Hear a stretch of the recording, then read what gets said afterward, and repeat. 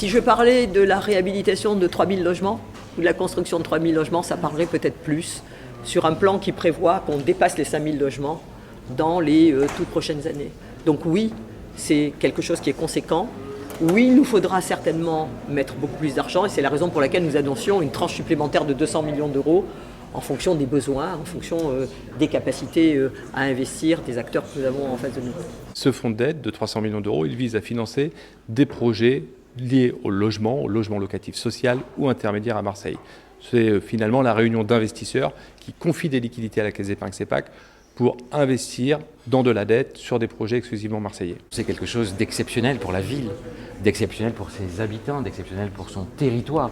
C'est aujourd'hui une banquière heureuse, un maire heureux, parce qu'on a une banque historique, profondément liée à Marseille, avec à sa tête une présidente qui aime Marseille, qui a décidé d'investir des centaines de millions d'euros sur la question du logement. Les acteurs éligibles, ils sont au nombre de 23. Ce sont 3 grandes familles, les bailleurs sociaux, Office public HLM, Entreprise sociale de l'habitat, SEM immobilière. Et puis ensuite, il y a une deuxième grande famille, ce sont des acteurs de type société publique locale qui portent majoritairement les opérations d'aménagement. Et puis enfin, dans leur budget, les collectivités locales peuvent lever de la dette pour des sujets logement. Donc 3 collectivités territoriales éligibles, la ville de Marseille, la métropole Aix-Marseille-Provence et bien sûr la région sud. Le logement, c'est une politique extraordinairement complexe.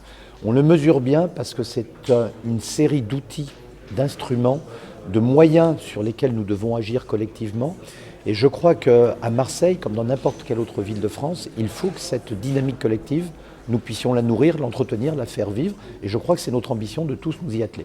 40 000 Marseillais vivaient dans des logements indignes. Après le drame de la rue d'Aubagne, tout le monde s'est aperçu de l'incurie du logement dans cette ville. Eh bien aujourd'hui, on regarde vers l'avenir.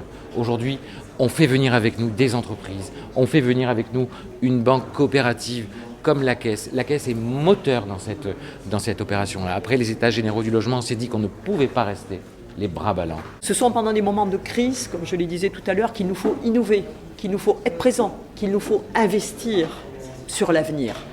La reprise, nous l'espérons tous, avec la baisse des taux, avec la baisse de l'inflation, avec la baisse du taux du livret A pour les organismes de logements sociaux, à compter de l'année 2025. Mais il nous faut être prêts pour cette reprise.